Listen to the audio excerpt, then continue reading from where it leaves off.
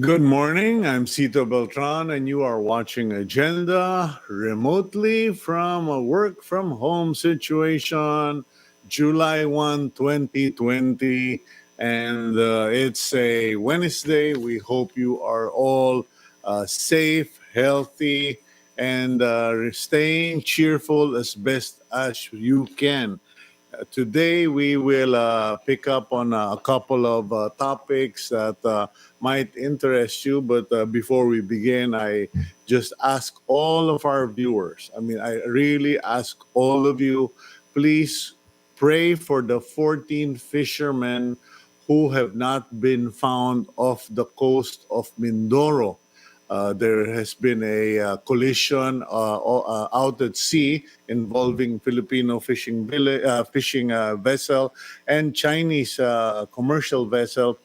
And for some strange reason, none of the 14 have yet been found. We are just all hoping, praying, wishing that somehow they were able to grab hold of a life raft or something and drifted somewhere. But for now, we ask all of you out there, please say a quick prayer that they would be found, that they would be safe and alive. In any case, today we're going to be picking up on that story as we interview spokesperson Balilo of the Philippine Coast Guard. And then after that, we will be speaking with Professor Guido David to get their reactions regarding the rather odd pronouncement of the presidential spokesperson, IATF spokesperson, claiming that we have won against UP. Rather poorly phrased, but understandably, off the cuff remark. But people kind of have been pushing back at it because spokesperson Harry Roque said that they have won, we have won against the forecast. And I guess what he was trying to say is the forecast was there would be 40,000 cases by yesterday of COVID-19, but there were only 37,000. In fact, according to the front page of the Philippine Star update from the DOH, there's supposed to be only 37,154 confirmed cases. But it seems that according to what Professor David and Professor Professor Raib said, or Assistant Professor Raib said, the actual numbers are 47,335 as of yesterday afternoon. So we'll find out. And last but not the least, there are a lot of parents who are very concerned and have been expressing that concern on Facebook and various platforms in social media regarding the return to school, especially now that abroad, I just can't remember what country it was, they had actually opened the doors to schools and now they're shut down again. I just hope my team can look it up. I saw it last night on, I think, BBC News or one of those international channels where they had opened the country's schooling system, and in a matter of 2 weeks, they had to shut it down because kids started getting sick. So we'll be interviewing Undersecretary Jess Mateo and Attorney Joseph Noel Estrada of the Coordinating Council of Private Education Association to find out what their thoughts are. And also there's a lot of concern about tuition fees and miscellaneous fee charges that many parents believe should be reduced, particularly on miscellaneous fees should be waived. We'll find out from our guests regarding that. Now, let's go to the stories from the front page of the Philippine Star. President Rodrigo announced last night that Cebu City will stay under enhanced community quarantine, the strictest protocol in the country, while Metro Manila will remain under general community quarantine or GCQ. Cebu City was first reverted to ECQ last June 15.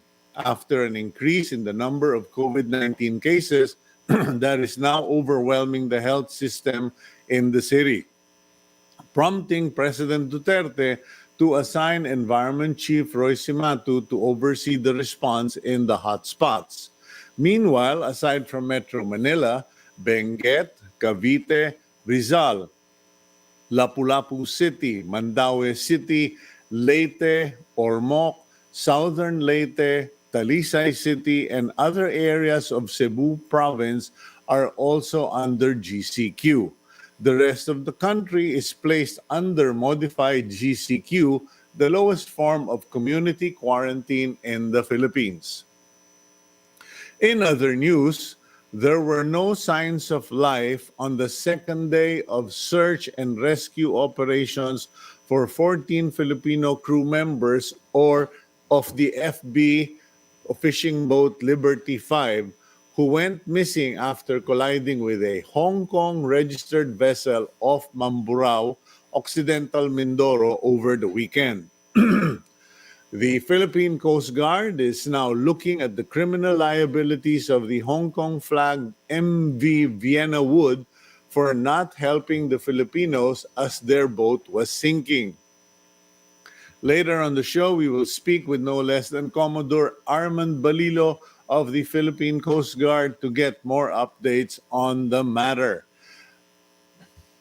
9 police officers who were part of the team that reportedly killed 4 Army soldiers have been relieved from their posts. The Philippine National Police, or PNP, has earlier said the incident is likely to be labeled as a misencounter. The policemen have been disarmed and are now placed in the custody of Sulu Police following orders of Interior Secretary Eduardo Año, who was former Chief of the Armed Forces of the Philippines himself.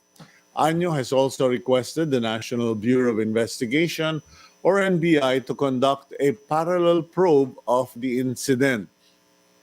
PNP Chief General Archie Gamboa and AFP Chief General Filimon Santos Jr. have also earlier agreed to let the NBI look into the case to ensure an impartial investigation. And finally, the Department of Education has extended the enrollment period for public schools until the 15th of July. This extension will cover both remote and drop box enrollment from kindergarten to senior high school. The month-long enrollment was supposed to end yesterday, June 30, but data showed that millions of students have yet to enroll for the upcoming academic year. So far, only 15 million have signified their intent to enroll. Last year, more than 22 million students enrolled in public schools. Okay, and those were the primary news in the front page of the Philippine Star. Of course, there are a lot more news, and if you have access, may I invite you? I remember saying last week that I will try to share a story about maasikaso. And I don't know if I'll still have time today given our number of guests, but if you do have the chance, please buy the Philippine Star today or log on on the website of Philippine Star. Look for C-Talk, C-T-A-L-K, C-Talk by Cito Beltran, and read up on the Maasikaso story. It's a story about a person's devotion to someone, service, and paying attention to details, etc. And it extends, it's a thought that we should extend. Maasikaso ba tayo? Are we attentive, devoted, committed to serving our parents, our boss, our wife, our husband, our children? Or are we just basically doing it out of duty, out of obligation, or as far as part of a relationship?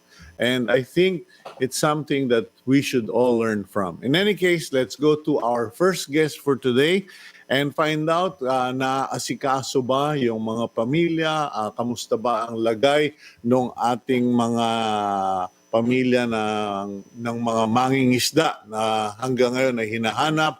Let's speak with Commodore Armando Balilo, spokesperson of Philippine Coast Guard, and let's find out. Commodore, good morning po sa inyo. I don't know. Okay, wait a minute. I got mixed up. We will speak to Professor. Oh, there we go. There we go. Commodore, good morning. Good morning, Sito. Magandang umaga sa lahat ng mga Pasensya na, taga-subaybay. naabala ko kasi nagkamali yung ano ko, yung balasa ko. You were supposed to come in second. Kumakain ka pa dyan, na-istorbo Oo ko nga lang eh. kita. Hindi Okay. pwede naman. Okay, thank you very much, sir. Honestly, sir, medyo nag-aalala ako doon sa mga nawawalang mangingisda.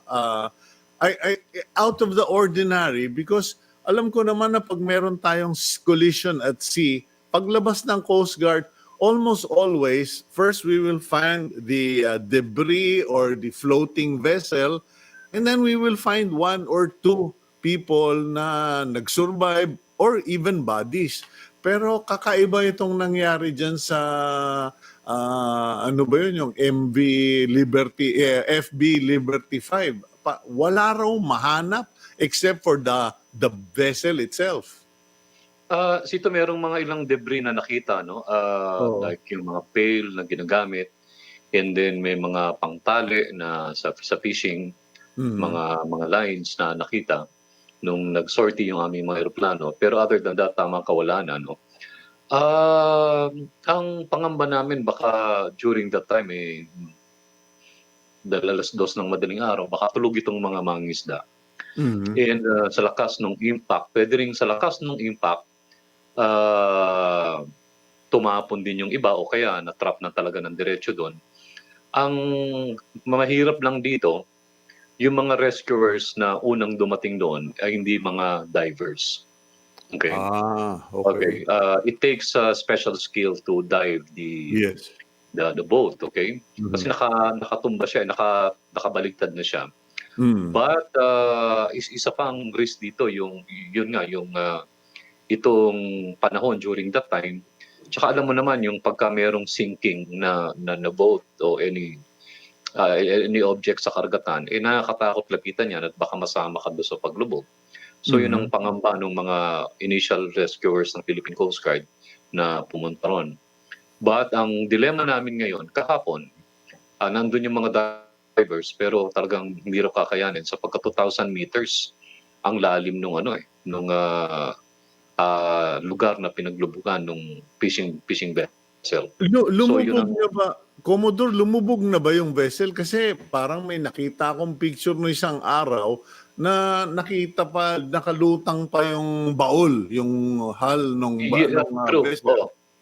Right, Sito, no? Nung first day, yun nga yung sinasabi ko sa iyo na ina-attempt nilang lapitan pero sa lakas ng alon at baka madisgrasya yung mga rescuers. Hindi lang ng Coast Guard, pati yung mga local rescuers. Yeah. So ang advice nila is maghintay muna na gumanda yung panahon bago lapitan.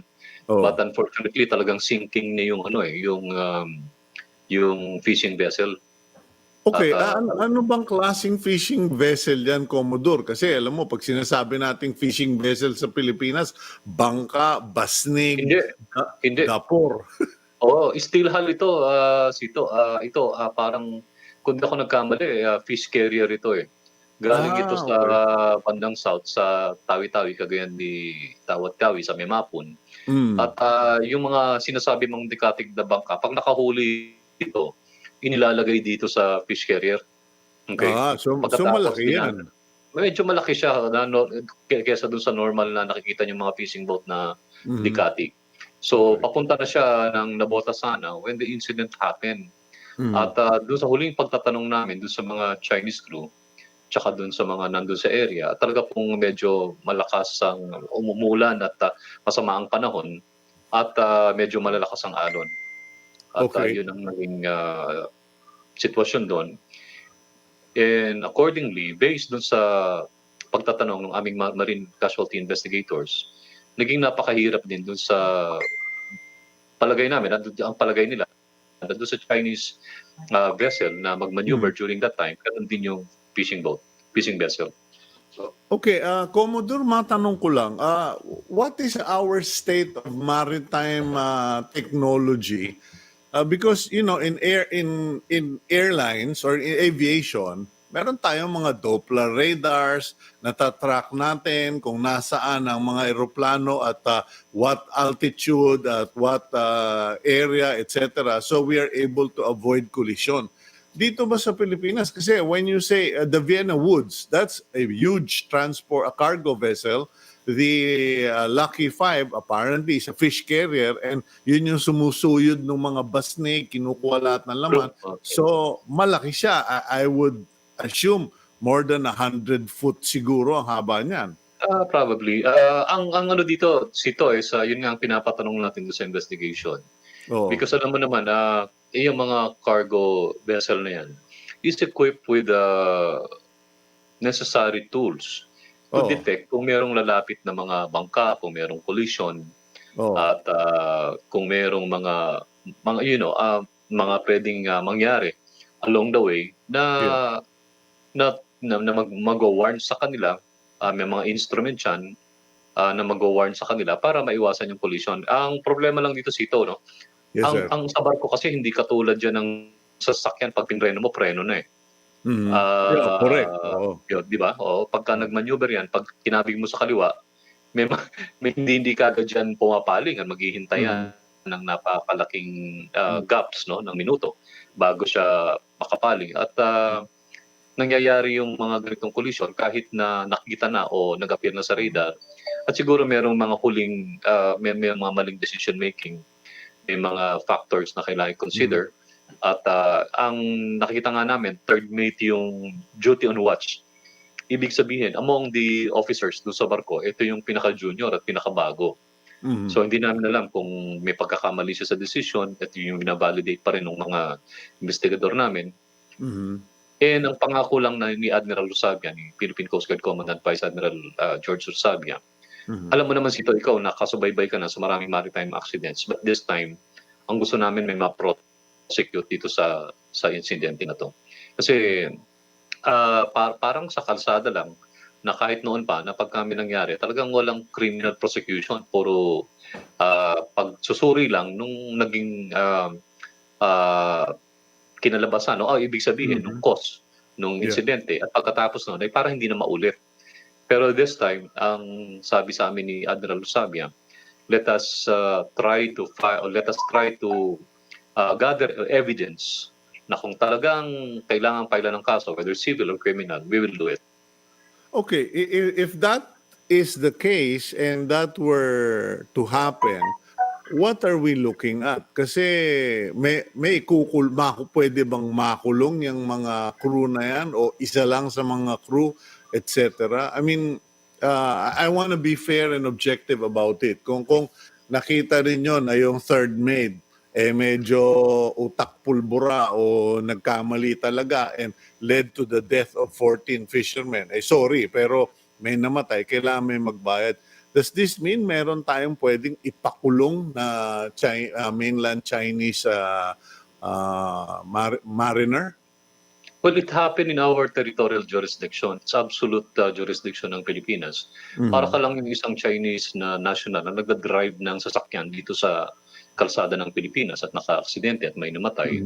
So along with that principle, we will determine yung degree ng culpability nitong mga crew ng vessel. And we will file appropriate charges kung sino talaga yung may kasalanan. At once talagang na-determine. So ganoon yung aming thinking yan. At bahala na ang aming mga abogado. At kung meron mang mga kailangan pang gawin, coordination with the Chinese Embassy, kung may kailangang ayusin, kailangan silang inform, then we will have to do it. And importante dito, mailagay na sa ayos itong mga ganitong sitwasyon na pagka nagkakaroon ng aksidente sa karagatan, somebody has to answer. Pakilinaw nga lang ito, Commodore Balilo, kasi may reports na when the accident happened, the Chinese mariners did not give a distress call or make a report until after 3 hours later. Pero may isa namang storya na imbis na nagradyo, nag-email. Now, That's true. Ano ba yan? I mean, is that regular, irregular, illegal? Hindi naman, no? We are checking why pwede naman sa Channel 16 na kagad magradyo. Ngayon may mga times na hindi successful yung iyong mga pagraradyo at walang naka-pick up. Kung walang naka-pick up, you have to find ways, other means para maipaabot sa authorities, sa local authorities, yung incident. Same things happening all over the world. Kung walang radyo, minsan may telex, merong email, ganun ang ginagamit. So, but we will check on the, kung talagang ginawa nila. Ang maganda lang dito, based dun sa mga pagtatanong ng mga aming mga investigador, they are very cooperative, yung mga Chinese mariners. In fact, may record sila, nakalag lahat ng kanilang every hour, nilalag nila kung anong nangyari. They stayed there. Accordingly, they search, no? Nag-searchlight sila. And kaya lang, ang sabi sa kanila sabi ng mga mariners, hindi nila tinangkang lumapit kasi malaki yung barko nila, drifting sila at baka, alam mo na, baka pwede rin mabangga nila uli at Mapasama pa. mapasama pa. O kaya naman, yun na nga, yung theory na huwag kang lalapit doon sa lumulubog na na ongoing yung paglubog. Huwag mong lapitan, baka merong mamagnet ka, magkaroon ng problema. Ikaw naman ang magkaroon ng problema. But we're trying to establish kung talagang enough yung kanilang ginawa para at least attempt ba na salbahin yung barko, yung fishing vessel, at kung may nakita silang mga tao. Pero apparently parang hindi na nila nakita yung mga tao. Natingnan nyo na ba yung ownership ng Vienna Woods? Kasi alam ko naman po na maraming mga barko sa mundo. Merong Panamanian Registry, merong American Registry, merong Dutch Registry. Pero lumalabas na ang may-ari ay hindi naman tigar doon sa mga bansang yon. Dito sa Vienna Woods, ang registry niya is Hong Kong. Pero is it owned by a Chinese company or is it owned by another entity from another country? Based dun sa kanilang sinubmit na papel, home ported talaga sila sa Hong Kong, but I have yet to check kung sino yung owner talaga. Hong Kong flag and home ported sa Hong Kong. Okay, kasi naalis natin itong pagsususpecha ba o yung mga sabi-sabi na ayan na naman ang mga inchik na yan na they are ruling over the West Philippine Sea, etc. Mukhang nag-deliver yata yan sa Subic o papunta ng Subic. Ano ba ginagawa niyang Vienna Woods na yan in that vicinity? Ito yung isang cargo vessel na madalas dito sa atin. Talagang nagtatransport ito ng mga kargamento. Iba-iba. Pero during that time na nagkaroon ng aksidente, so wala siyang cargo papunta ng Australia. So imaginein mo na nataas ng lutang niyan. Yung freeboard niya medyo mataas at talagang kung sakaling kung mata-mata lang, kung hindi mo makikita talaga yung nasa baba mo, and it needs an instrument to really find out kung merong mga tumatabi sa yung sa mga sides ng barko.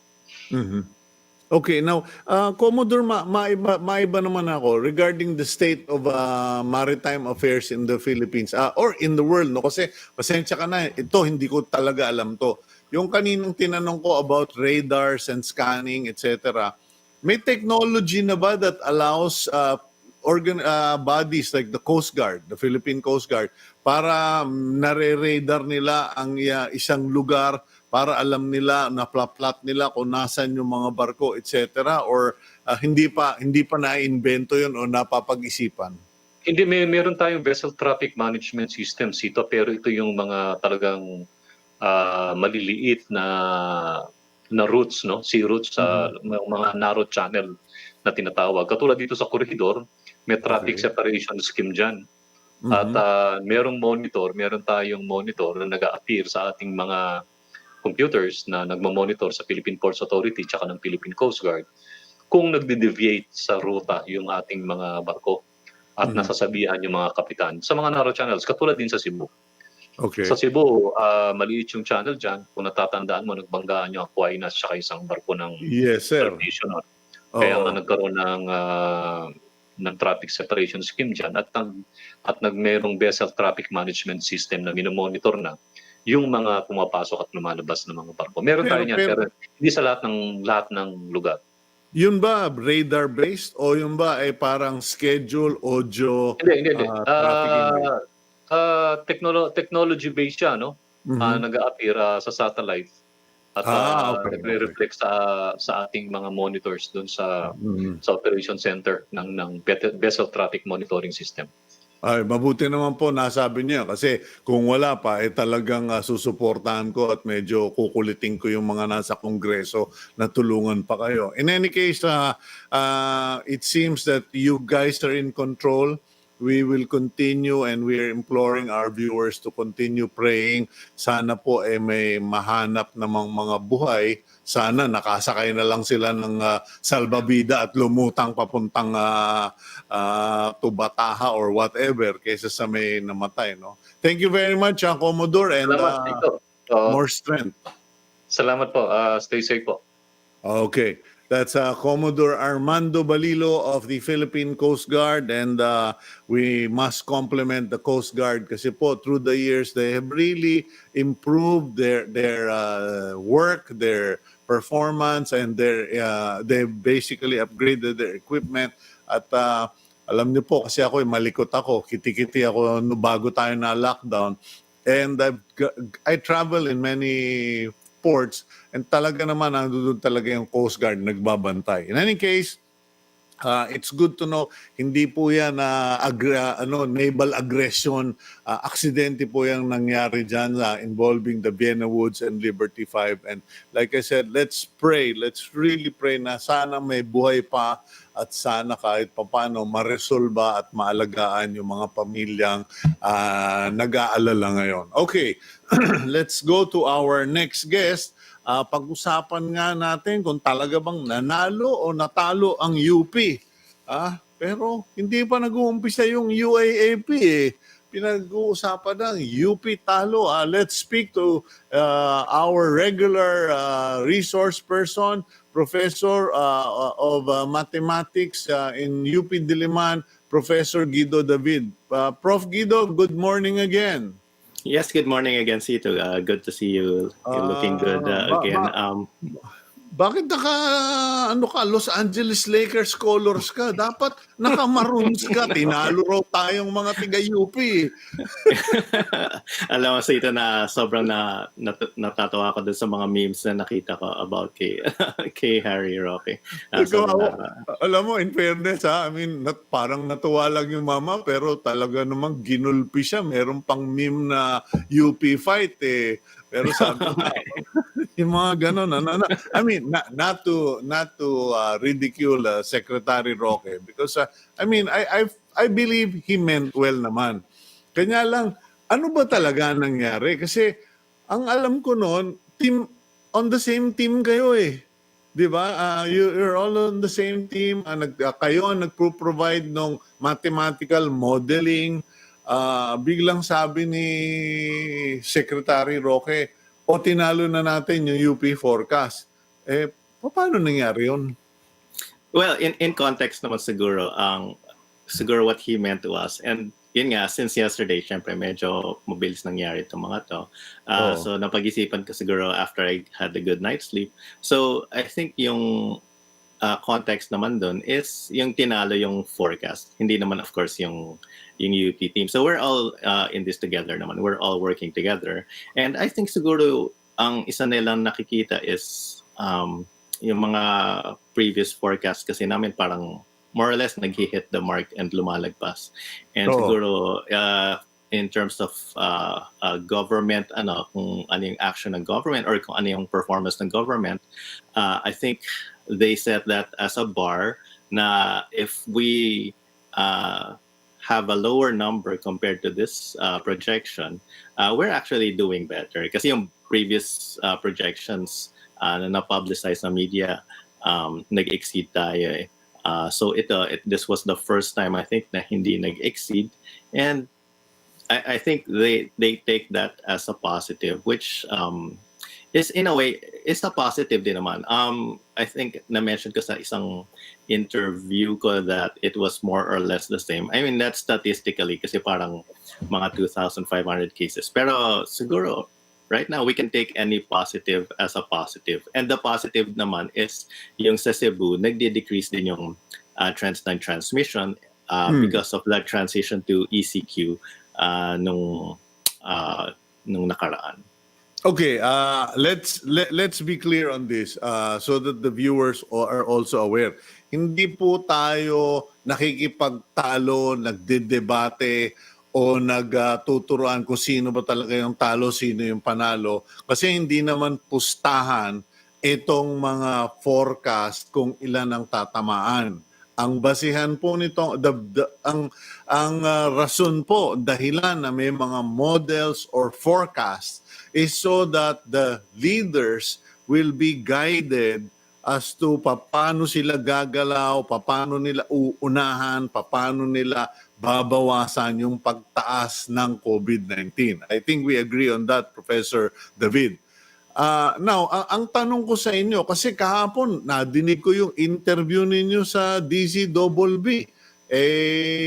Medyo nagulintang ako kasi sabi, I don't know if it was you or my friend Ranjit Rai who said, well, truth be told, kung may ma-update lahat yung mga delayed, lagging, and pending na mga tests na are positive, hindi lang 37, baka 47,335 cases. Please correct me, did I hear right or did I hear wrong? Actually, you heard right. I think baka si Professor Ranjit nagsabi yan. Yung total positives kasi based sa Department of Health, nasa mga 46 or 47,000 na. And hindi naman to secret eh. Actually, ma-access to ng lahat ng mga, I mean, hindi naman lahat, pero yung mga netizens natin, nakikita ko sa Facebook, may nakaka-access sila nito. Pinapakita nila, 46,000 na. Because meron pang backlog yung Department of Health na around 9,000. Pero, I mean, disaggregate naman namin yung backlog na yan. It's around 5,000.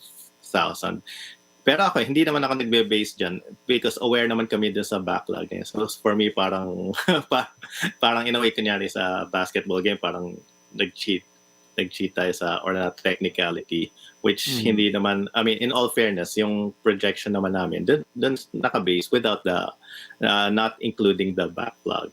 So, parang technicality yan eh. Parang, ang sabi ko nga, Guido, parang ang game sa UAAP, yung team ni Harry Roque ay leading by 2, last 5 seconds, biglang yung team ninyo naka 3-point shot na foul pa.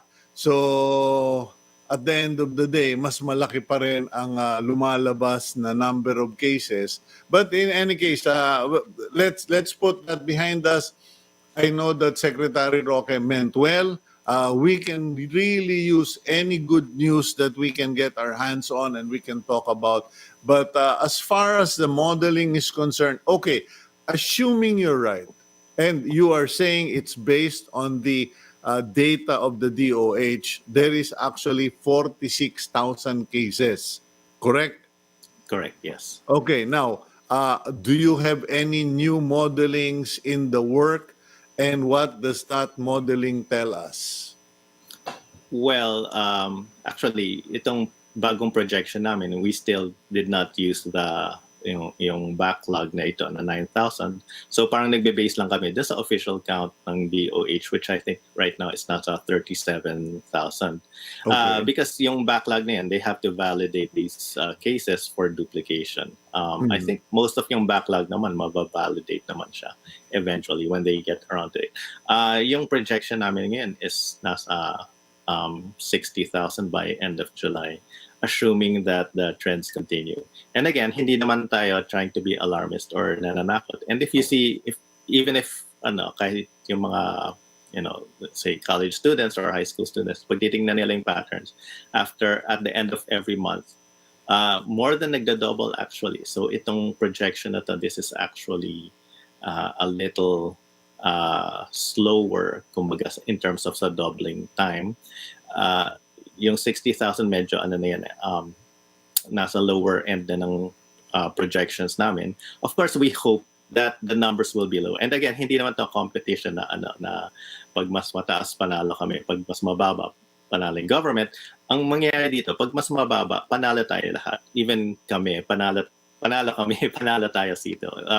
Kung ma-flatten natin yung curve, everybody wins. You know, magkaka-virtual toast tayo dito. We'll toast to that, to our victory. Pero until then, yun nga, we'll take the positives, yung bumababang death rate, tumataas na recovery rate. Well, pero right now, hindi pa tayo talaga at the end of the...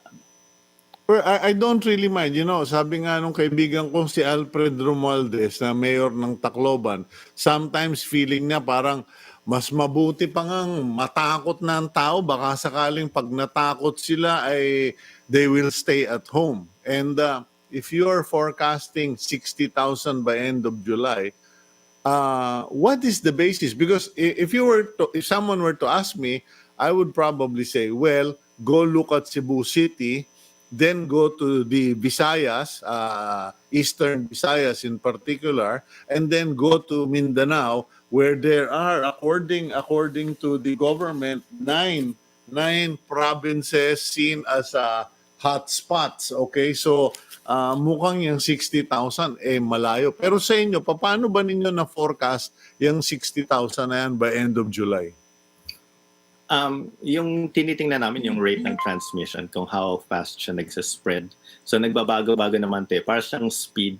So parang nagbabago-bago yung speed. And dati mas mabilis siya. Ngayon medyo bumabagal na siya. Pero hindi pa siya napakabagal na nagpa-flattening curve. Pag mabagal na siya talaga, andun na tayo sa flattening of the curve. Pero yung speed niya, yung tinatawag namin R0, greater than 1 pa siya ngayon. Pero hindi naman siya sobrang laki. Mga 1.28 yata yung namin, yung estimate.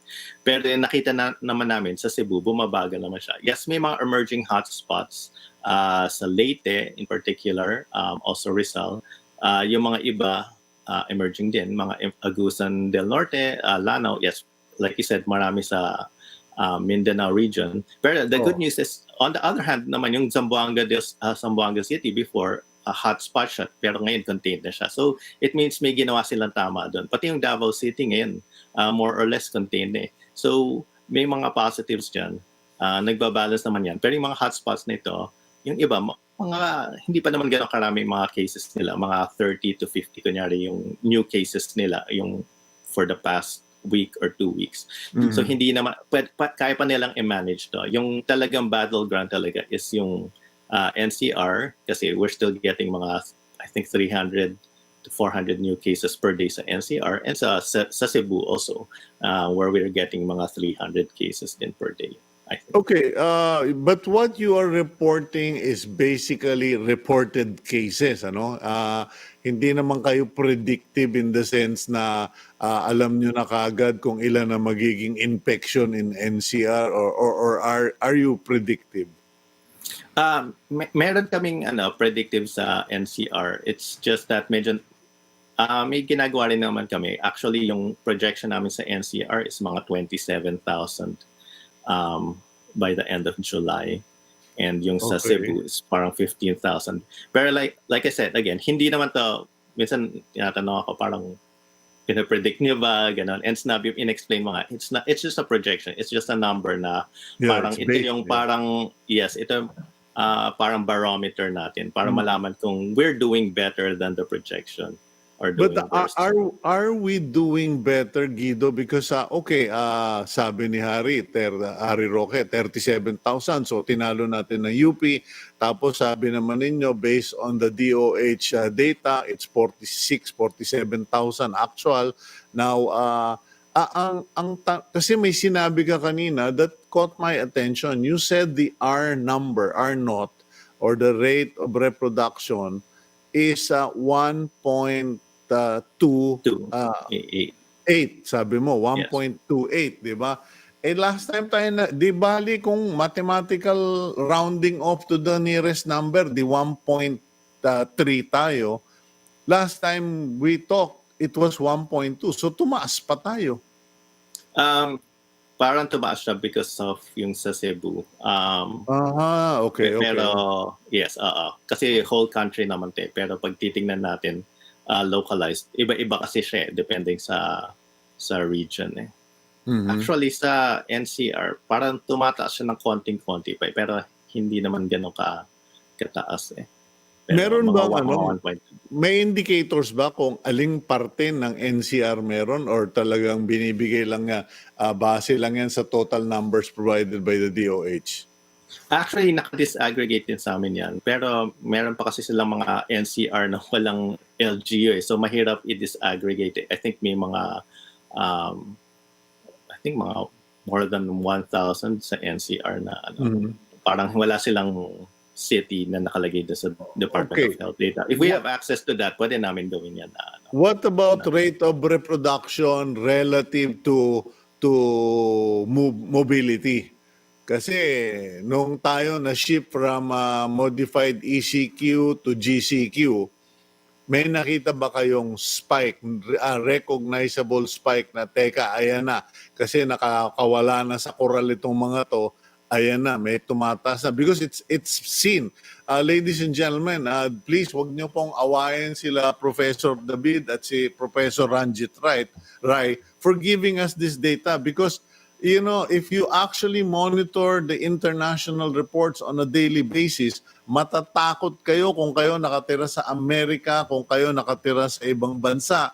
Kasi the minute they allowed people to go out on the streets, 2 linggo lang, ayan na, puro sakit na ulo, balikan na sila sa bahay. So, going back to my question to you, Professor David, rate of reproduction, relative to mobility. May nakita ba kayo? actually, yun nga yung ano, eh, surprise. Nung nag-move tayo from ECQ to MECQ, tumaas talaga yung ano, reproduction. Kasi nung nasa ECQ tayo, almost 1 na siya, eh. So, kaya nga, from a standpoint ng mathematical modeling, parang bitin, parang andun na tayo and mapapababa na natin less than 1 siguro. Pero tumaas na siya ulit, naging ano, mga 1.2. Pero from MECQ to GCQ, wala tayong nakitang major increase, parang slight lang, baka mga decimal points lang. So ibig sabihin, yung mobility from MECQ to GCQ, hindi ganun kalaki yung binago niya, hindi siya nag-spike. Ano, ang malaking nagbagong mobility nung from ECQ to MECQ. And I think nakikita ko rin yan pag lumalabas ako sa kalye, nung MECQ halos parang ghost town yung, I'm sorry, nung ECQ parang halos ghost town yung at least yung Quezon City where I live. Pero nung MECQ, marami ng mga sasakyan. Ngayon, nag-traffic na talaga. So, ang konti na lang hindi pa nakakalabas siguro yung mga ibang public transportation natin. Okay, so that means to say, if I will follow up on that, that means to say na from ECQ to MECQ, nagka-spike tayo. And I think because at that time, even the task force commander, Guillermo Elizar, General Elizar was saying, medyo parang nakawala. Pero nung nag-shift na tayo sa GCQ, medyo nag-restrain na yung mga tao, medyo kumalma na. And then also, they became even more aware of social distancing, mask, etc. So, in other words, it's a good thing na kahit na niluwagan tayo sa Metro Manila, hindi natin binaba yung guard natin, hindi tayo naging pabaya. Although, in the last week, medyo marami na nga nagagalit kasi yung mga jogger, biker dyan sa Cultural Center of the Philippines, maraming pasaway, etc. But the good news is you did not see any real surge. Yun kasi yung binabantayan eh. And yun na nagiging issue ngayon na we might take things for granted. Yes, and totoo yun nga yan, Sito. And yun nga siguro para sa mga viewers na hindi masyadong clear so ano yung value nitong ginagawa namin, ito rin yung part ng value na nakikita natin yung mga kung may effect talaga kunyaring ECQ to MECQ, MECQ to GCQ. So walang real surge talaga. Yung pag-increase ng cases, kumbaga, ano lang siya, parang it's in the same pattern pa rin. Parang yung rate niya. Siyempre, pag dumadami kasi, mas marami na yung naging increase. Medyo exponential naman talaga yan. Pero yun nga, so it means we're doing okay. Siguro kasi yung MGCQ based sa tinitingnan ko, more of leisure na lang madadagdag yung sa mga in travel, leisure travel, ganun. Kasi yung economic sector, I think most of it is open na. Siguro sa leisure and sa public transportation. Pero at the same time, hindi naman to sinasabi ko for us to let our guard down kasi important that we have to keep up the good work, or at least keep up this work. And we all need to help together. Media, science, government, people, workers, frontliners. We all need to help together. So kahit yung mga citizens natin, they should do their part. So yung mas nasabi mga joggers and mga bikers, sana naman sila mas aware na their actions can save lives din. Well, in summary, so the conversation should not be about whose scores are better. Whether it's the DOH, IATF score versus the UP, the David Right team. It's not about scores. It's what the scores tell us. And here, kung pagkukumpara natin ECQ, nag-shift tayo sa MECQ, nag-fail tayo kasi nagkaroon ng spike. Pero nung nagpunta na sa GCQ, hindi na lumala, na-control na kasi nag-isip na yung mga tao. And I think that is the best part of this entire modeling. That it tells us that in GCQ, hindi tayo naging pasaway. Because I personally find that the most irritating statement from officials na sinasabing pasaway. Kasi kung naging pasaway ang Pilipino, baka yung modeling mo, Professor David, baka R naught of 20, hindi R naught of 1.28. Okay. In any case, thank you very much, Guido, and that really helps. I think that's the best news I've heard this morning, that under GCQ, the rate of reproduction did not spike. We did not see anything alarming. So it means that all the health protocols of the IATF, of government, DOH are working. And more importantly, the public cooperation is making things stable and safe. Thank you, Prof. Yes. David. Thank you, Sito. You put it in a very nice way. Thank you. Good morning. Okay. Please stay safe, stay strong, stay healthy, and keep sending us the numbers because that's how we keep track of things. Thank you. Yes. Thank you. Okay. That's Professor Guido David, UP Institute of Mathematics in Diliman. And yun po ang mahalaga, no? Kasi medyo tayong mga Pilipino, hindi tayo pasaway, pilyo eh. Pilyo. Natuwa si Harry Roque. Sabi niya, uy, we won against UP. Siguro po, medyo masyado siyang natuwa na nabigla. But he meant well. Let's give him that. No? Now, the thing here is, actually, tigil nyo na yung mga memes. Okay, you had your fun for 24 hours. Enough na, okay? What we should promote on our internet, on our social platforms, on your Facebook accounts, in your Twitter, is the fact na hindi tayo pasaway.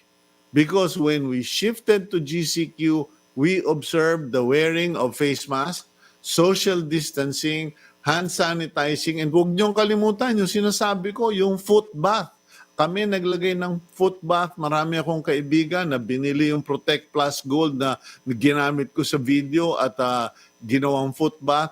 And of course, essential travel. Wala naman kayong mapupuntahan eh. So I think that's most important because by that protocol alone, medyo safe na tayo. Mag-ingat po tayo. We'll go for a quick break and when we come back, pag-usapan natin itong mga tuition fee, miscellaneous fee, at totoo ba na from 22 million bumagsak ang enrollment to 15 million? What's going on? We'll find out when Agenda returns.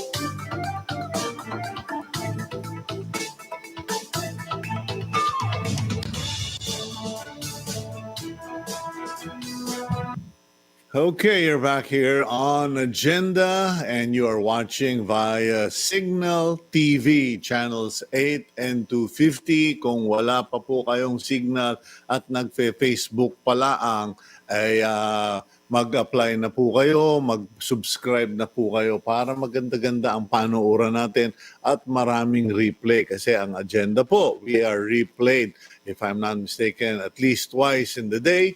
And you get to watch us at your convenience. In any case, you're also watching us on Facebook, on the Facebook platform of One News PH. And before I go to our next guest, medyo papaalalahanan ko lang po kayo, please be careful. I received word from a friend 1 week ago, medyo nakalimutan ko lang sabihin sa programa. Sila po ay nakatira sa Mindanao, on the upper part of Mindanao, and he shared with us that his daughter had fallen sick with dengue. Yun po yung first time na nakadinig ako ng dengue case for 2020 at alam naman po ninyo, nag-uumpisa na ang tag-ulan, medyo mamaya nga after the program, I will transform from a TV talk show host to a houseboy and kitchen staff. Pero maglilinis muna ako dun sa bubungan namin kasi po nag-iipon ng tubig pag tag-ulan, kasunod niyan, lamok at kasunod niyan dengue. So please be careful. Okay, let's move on to our next guest. We have with us an Undersecretary of the Department of Education. He is Undersecretary for Planning, Human Resource and Organizational Development and Field Operations with nearly 3 decades. Magta-30 taon na po ito diyan sa policy formulation and planning at matino pong kausap to. Matagal ko nang kilala itong si Yusek Jess Mateo. Yusek, good morning sa iyo. Good morning, Sir Sito, at saka sa mga nakikinig sa programa mo. Okay, papaalam ko lang sa iyo, natatanda mo yung estudyanteng pinagtulungan natin na nagkaroon ng medical issue, nakarecover naman, buhay pa hanggang ngayon. So, fight lang tayo. Okay. Okay, Yusek, Jess, marami-rami akong tanong sa iyo. Una, napabalita, in-extend yung deadline on enrollment sa public school. Totoo ba itong nabalitaan ko na bumagsak daw or na-delay? Baka siguro delay lang, pero parang bumaba daw compared to last year ang enrollment this year from mga 22 to 15 million lang ang nag-enroll. Tama ba yun? Hindi, Sito, magandang tanong yan, unang-una, hindi natin pwede compare yung sa last year kasi iba yung condition doon. May pagka-normal yon. Ngayon, mayroong pandemya, kaya may mga agam-agam. Pero ang total enrollment natin ngayon, as of July 1st, 8 o'clock, nasa 16.6 million yan. Ngayon, kung ikukumpara natin yan doon sa previous school year, nasa 59% na tayo. Pero kung i-round up mo, 60% na yan kasi 59.7%. Pero kung sa public school, nasa 15.8 million na tayo, 15.88 million, that represents already 70% of the public schools enrolled. And then sa private school, nasa 706,000 na tayo, which represents 16.4%. Pero kung lang take note lang, Sir Sito, diba every year, meron tayong sinasagawa na early registration. Yeah. Pero ito ay para lang sa kinder, grade 1, grade 7, at grade 11. Kasi na-assume natin, under the normal circumstances, yung mga dati na nakapasok, patuloy pa rin papasok yan. Pero dahil nga dito sa pandemya, naniguro tayo na yung dati nang nasa paaralan ay papasok pa rin. Pangalawa, itong sinagawa nating enrollment again, which is really a validation, may kaakibat itong survey.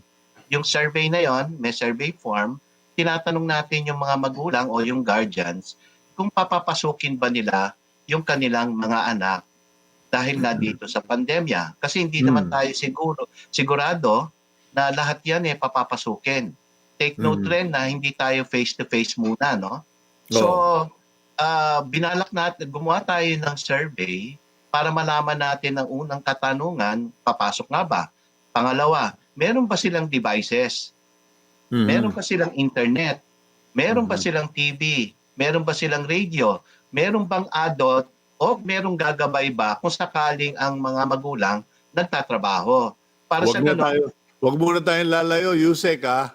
Pakikwento nga, ano resulta ng mga survey na yan? Kasi hindi ko pa yata nababasa yung resulta eh.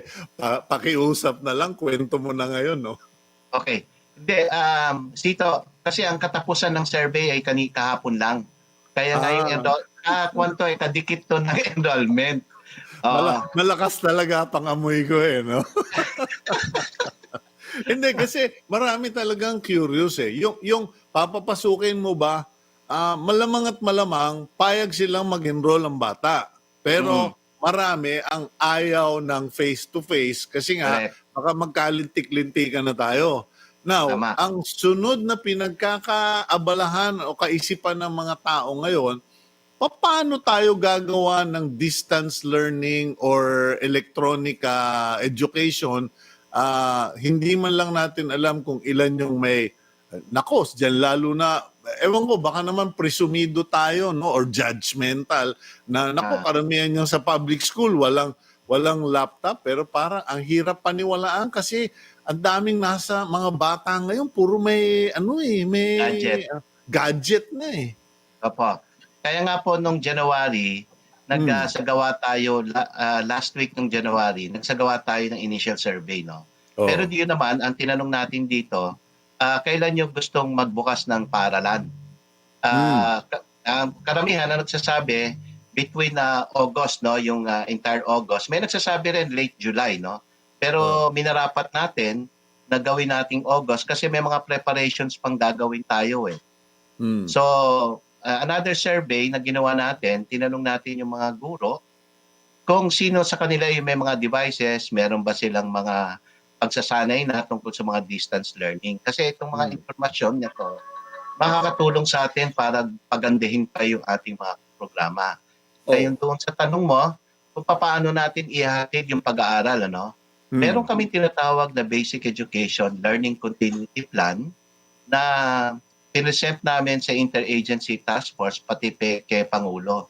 In fact, natuwa nga si Pangulo kasi napakasimple. Bali, ang sinasabi lang natin, ang paghatid ng pag-aaral ay sa pamamagitan ng self-learning modules, pwede itong printed, pwede itong digital. No? Yung digital, bibigay natin sa USB.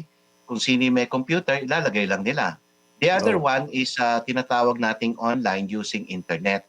And the third is what we call the TV or radio-based. Pwede namang hindi naman pwedeng one or the other to eh. Pwedeng blended.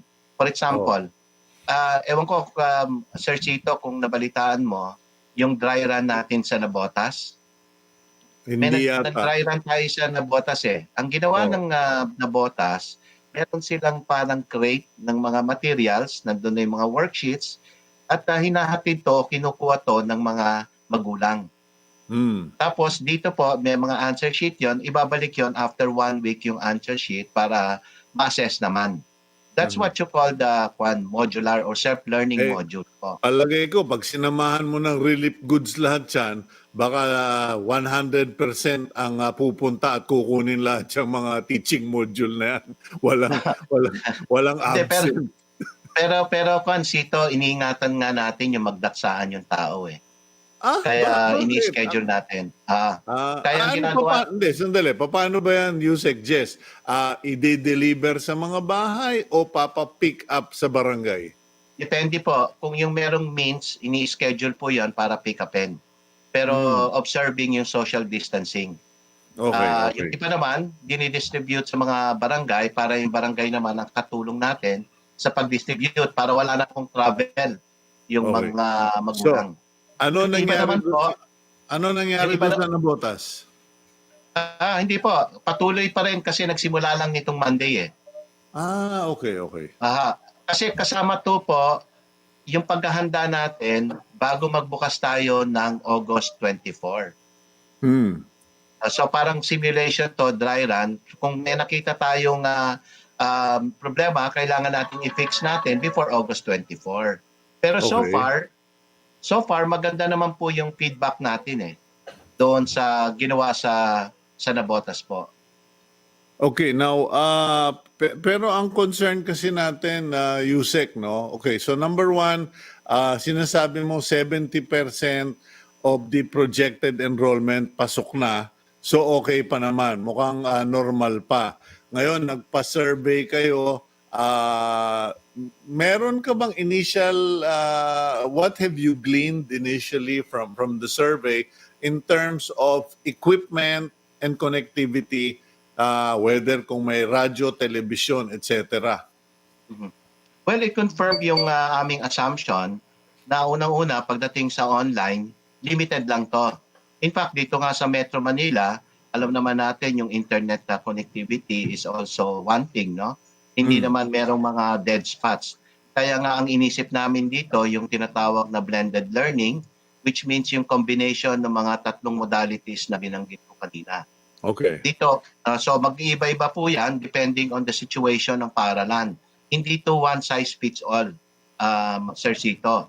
Ganun din po, pagdating doon sa ibang mga lugar, mas lalo na sa remote areas, definitely, remote area, wala po yung internet. At the very least, may radio yan. Kaya nga po nakikipag-usap tayo doon sa mga radio stations.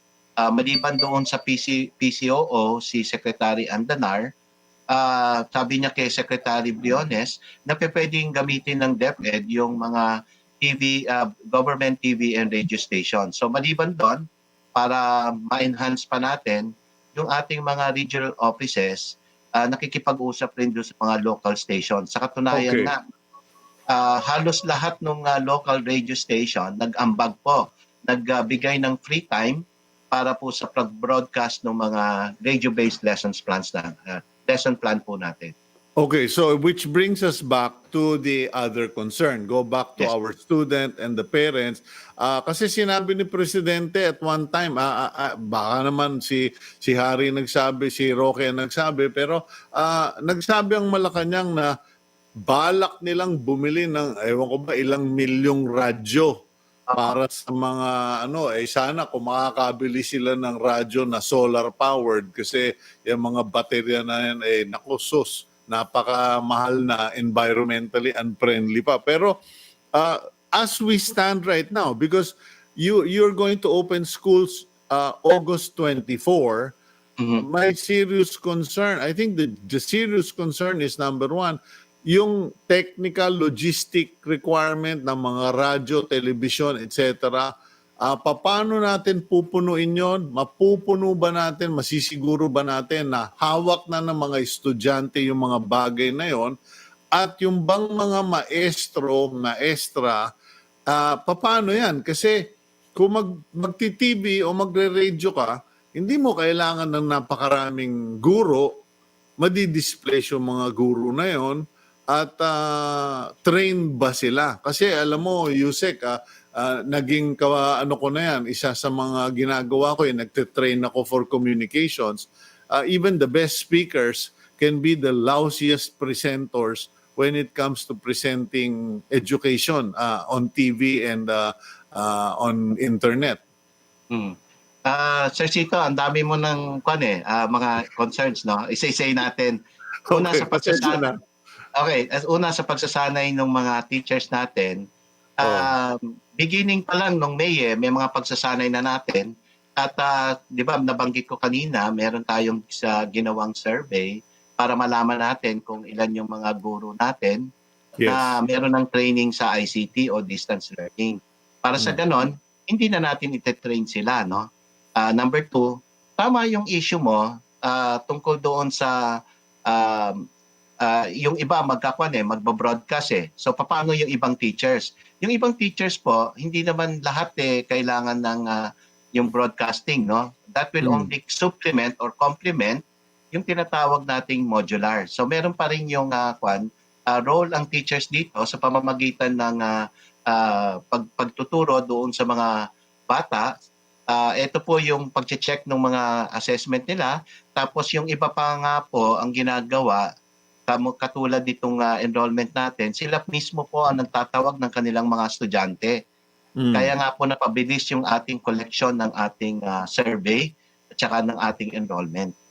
So pangatlo po, yung mga devices po natin, totoo po yun, meron tayong balak na bumili ng radio. Sa katunayan nga, yung Region 12, no?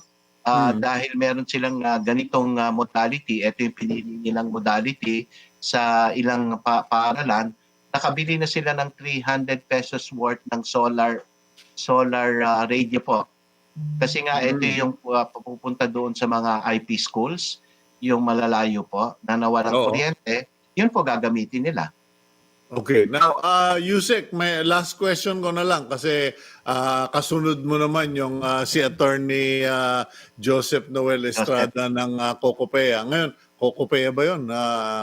Yes. Yung private school. Ay, ang tanong ng isa nating viewer, why can't remote areas that are COVID-free go back to regular school? Well, kasi siyempre ang susundin natin kung ano po ang rekomendasyon ng Interagency Task Force. Hindi naman tayo separate doon sa government. Kaya nga po nag-create ng Interagency. Pero ano ang position? Sorry, Jess, Yusek Jess. Ano ang position ng DepEd? Kasi parang sayang naman, di ba? COVID-free sila. Mas mababawasan yung aasikasuhin nyo o inintindihin ninyong mga areas. Ano ang position ng DepEd?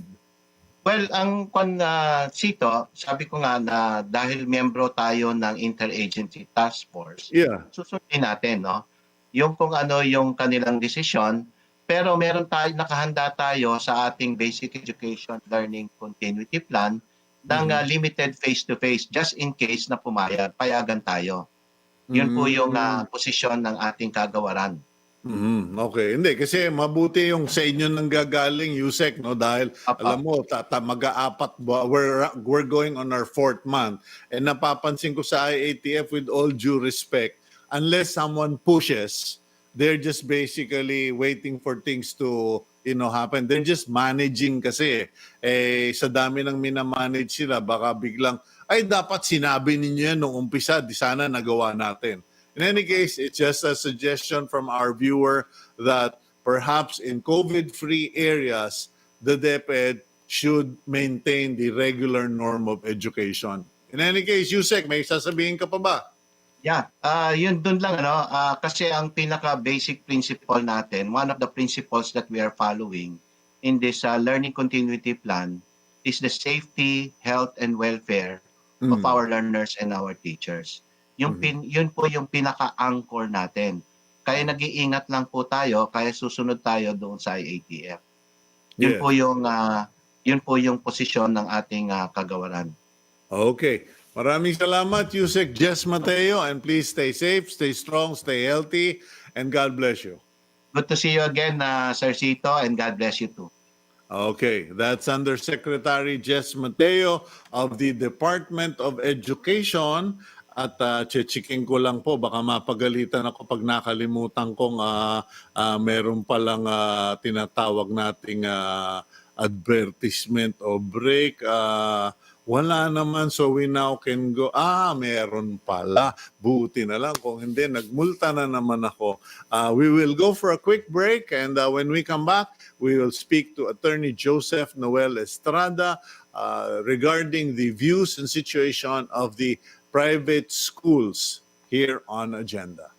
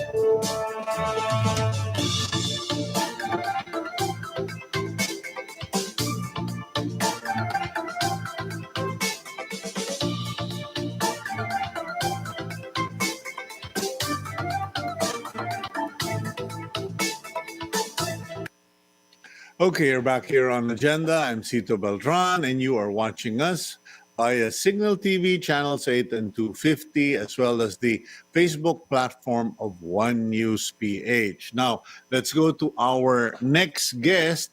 He is the ang dami na naging opinion columnista rin daw ito eh. Okay. He is actually the Managing Director, Coordinating Council of Private Educational Associations, and he has been a regular go-to guy of Agenda when it comes to education, particularly in the private sector. Attorney Joseph Noel Estrada. Hindi ka na mukhang educator, my friend. Mukha ka ng celebrity personality dyan, sir. Hindi naman po. Good morning Sir Chito and to your viewers and followers. Magandang umaga po. Thank you for having me again, sir. Well, yeah, thank you for giving us your time, Attorney. Ang katanungan kasi is apparently the Department of Education, as well as, the President himself has said, no uncertain terms, we are going via distance learning. Walang face-to-face. Yeah. Kasi, and understandable naman, medyo maraming natatakot. Bagamat kanina yung isa nating viewer sinabi, bakit hindi na lang dun sa mga non-COVID areas or zero-COVID areas, back to normal na lang para konti. Ngayon, in private education, private schools, how one assumes na madali lang yan para sa inyo kasi private school kayo, modern kayo, may pera kayo. What is the situation as far as private schools are concerned? Sito, siguro yung sa una, gusto ko lang sabihin about dun sa yung option na limited face-to-face. Actually, COCOPEA is actually conducting a study. Actually, patapos na siya together with ADB and also with the representatives of National University of Singapore, also from UP Los Baños. Merong team na inaaral yung limited face-to-face and we're also presenting it to the IATF. Pero of course, susunod kami kung anong sasabihin ng IATF. Pero merong binubuo na study dyan. Kung gusto mong tanungin din yan mamaya, I can also share some important findings from there. Wag mo nang patagalin na my friend. Wag mo nang patagalin. Okay. May study, okay. Anong nilalaman ng study, bakit may study, etc. Well, kasi naisip namin hanggang kailan natin talaga gagawin na no face-to-face ang education. So, we're also presenting the study para maging basis of policy. So, we're looking also at what other countries are doing. So, ang major finding natin doon sa study na yun, when it comes to epidemiological aspect, meaning yung transmission ng virus, is that it's not really the reopening of the business and the reopening of schools, including schools, that makes the spike, that creates the spike in the cases. Hindi yun ang nagiging cause ng pagtaas. Ang nagiging cause ng pagtaas is the lack of sustainable social distancing and health protocols and changes in the structures of establishments, including schools. Kasi yung halos lahat ngayon nag-open up na globally and regionally. Tayo na lang ang walang schedule at least ng reopening face-to-face. Yung iba naka-schedule na July, or yung iba naka-open na sila, And doon sa nag-reopen na mga eskwelahan, stable lang it's the same, yung hindi tumataas yung cases nila. So ibig sabihin hindi yun ang cause sa pag-reopen. In fact, yung mga nag-stay na closed kanilang schools and establishments, yun pa yung steady na tumataas kasama tayo doon, So we have to learn from also from international examples and including models na ano ba yung mga sustainable health protocols na merong German model, merong mga pwede tayong sundin just in case na maisip natin na buksan natin yung education to everyone. Kasi we also have to keep our options open, lalo na napakahirap na talagang to sustain that mga remote and online learning. Narinig din natin sa DepEd.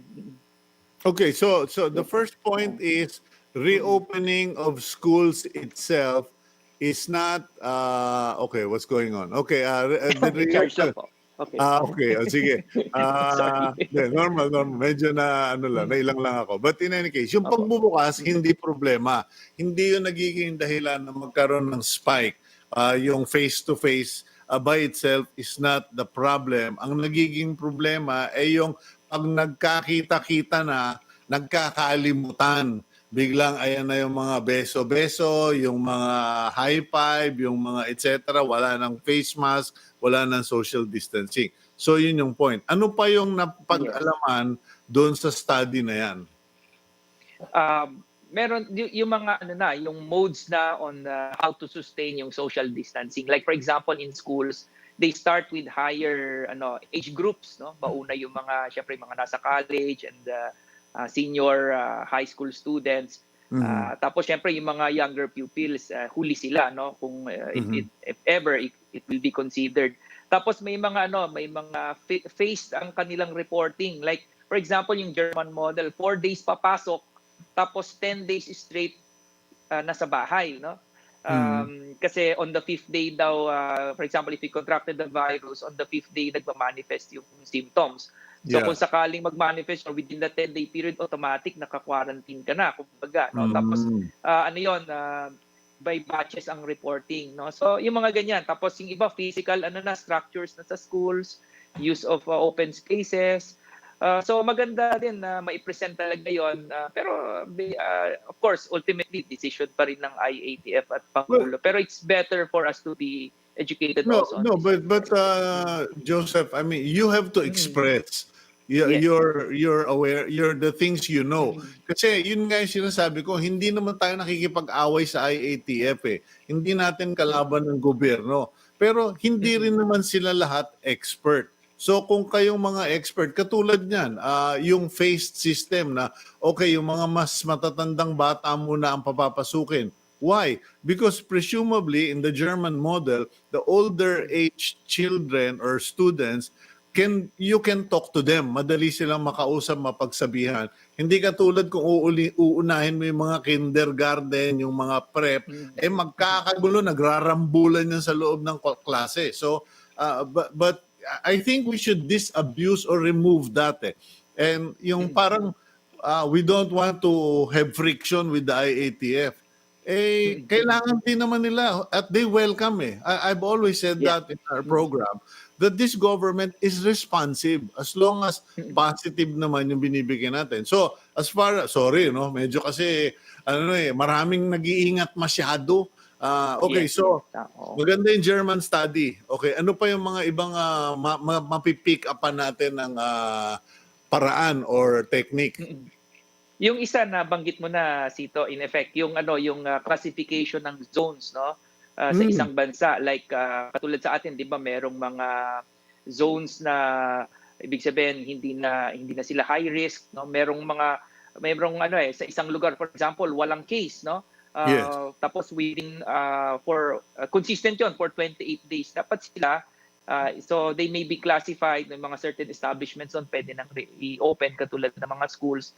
Yung sa atin, di ba, GCQ, ECQ. So iba-iba rin naman ang sitwasyon. So pwede natin i-classify yung zones based on risk at dapat mag-reopen na yung pwede naman, no? And then try to contain that area. Dapat ano bang mas madali para sa inyo, Joseph? Ano bang mas madali? Yung same old? Is it easier, simpler that you guys just have face-to-face schooling? Or kasi some people are saying, ang laking tipid ng private school, kanya hindi sila dapat nagtataas ng matrikula, hindi sila nagtataas ng miscellaneous fee kasi hindi na kayo magbabayad ng aircon, hindi na kayo magbabayad ng sobrang laking Meralco, maintenance, etc. In reality, what are your members saying? Actually, in reality, at first glance, ganun nga, parang sabihin natin, bumaba yung cost. Maaari pong ganun, bumaba yung actual, yung utilization cost, katulad ng electricity, dahil hindi nga masyado nagagamit. Pero everything else, lalo na yung which involves capital investments, halos hindi nagbago yan. Like for example, sabihin mo, athletic fee, maaring hindi na, pwede nang hindi singilin yan unless it is a recurring cost to subsidize yung investment do sa capital.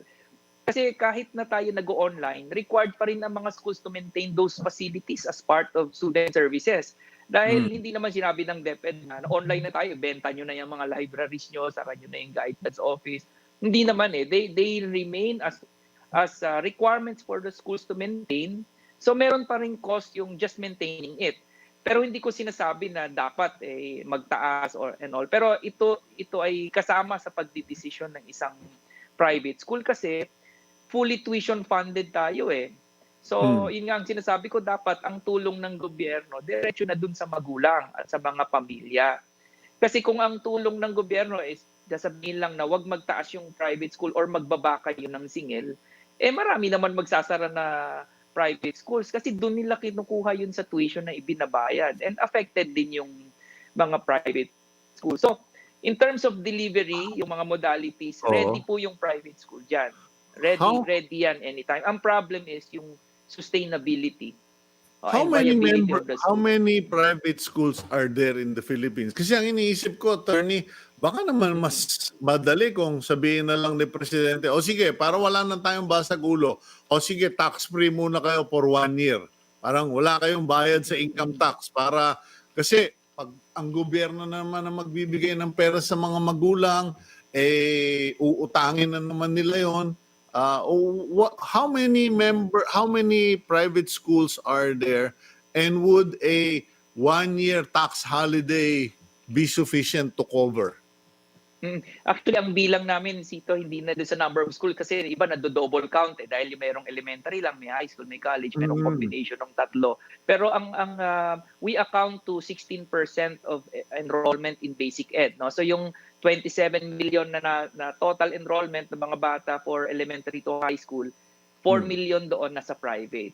Sa college naman, mas mataas tayo, 55% tayo ng total enrollment sa college, on around 1.9 million ang nasa private sector. Ngayon, yung tax breaks kasi, andyan na yan even before the pandemic, yung mga non-stock non-profit educational institutions, exempt na sila sa income tax under the Constitution. Yun naman mga stock and profit schools, 10% na lang yun eh. Mababa na rin sila. So, ang gusto sa namin na subsidy sa mga bata, meron na kasi tayo mga batas dito na binibigay yung merong subsidy para sa mga estudyante sa high school at sa senior high school din, pati sa college. Ng DepEd. Yung senior high school vouchers. So sa amin sana i-expand na lang. Meron kaming computation ng number of like sa basic education, malaking bagay yung 396,000 na hindi pa kasama sa program na mahihirap. Hindi kaya delikado yung situation na yan, attorney, kasi alam mo, walang magbibigayan. Ang maapektuhan yung mga magulang, total distance learning na rin naman. Baka yung magulang pumunta na lang na nasa private school ang mga anak, dali na lang ulit sa public school. And we've seen this before. We have seen the exodus of teachers, we have seen the exodus of students to public schools. Now, are you not taking a risk na by not cutting back on miscellaneous fees, tuition fees because of the pandemic, maybe only for this year, baka kayo rin ang maparusahan dahil nag-alisan ang mga estudyante? Tama yan. Yan ang malaking bagay yan sa pag-decide talaga ng school. Ika nga, we cannot price ourselves out of the market or in this case, out of enrollment. So talagang binibigay na ang average reduction ng tuition nasa 20 to 30%. Yung iba mas mataas pa eh. So just to accommodate the parents. Kaya lang ang problema doon yung sustainability ng school. Hanggang saan niya kakayanin mag-operate on a very low enrollment tapos reduced yung tuition. Kasi mababat pa rin ang enrollment talaga eh. Mukhang marami pa rin nangangamba tungkol dyan. Okay, well, I'm sure we will be speaking to you more often in this month of July kasi talaga nangangamba rin ako para dun sa mga estudyante, sa mga guro, and para sa eskwelahan. Kasi para rin kayong airline hindi pwedeng basta magsara na lang kayo dahil libo rin ang mga inaalagaan ninyo mga estudyante. In any case, thank you for your inputs and please let us know once you complete those studies para naman mapag-usapan natin ng mahaba-haba because I'd like for the IATF, government, and the public to know what are the best practices abroad and what are the recommendations of respected organizations like the ADB and your COCOPEA para we can come up with better policies. Thank you very much, Attorney. Thank you very much, Sito, and good morning. Okay, yan po si Attorney Joseph Noel Estrada, and he is the Managing Director for COCOPEA, but I know he's Managing Director for Coordinating Council of Private Educational Associations. Well, that's it for us today. Boundary na naman po at pinagdadasal po natin na yung mga jeepney drivers maresolba na. Thank you, Senator Tito Soto. Kinol mo yung column ko na I see your bid and I raise you. Sana bilhin na lang natin yung mga jeepney, ng mga jeepney drivers para meron naman silang makain o may pag-uumpisahang kapital sa hanap buhay. Thank you, and please don't forget, let's pray for those 14 fishermen. Whether they are live or gone, please keep them in your prayers. I'm Cito Beltran, and that's today's agenda.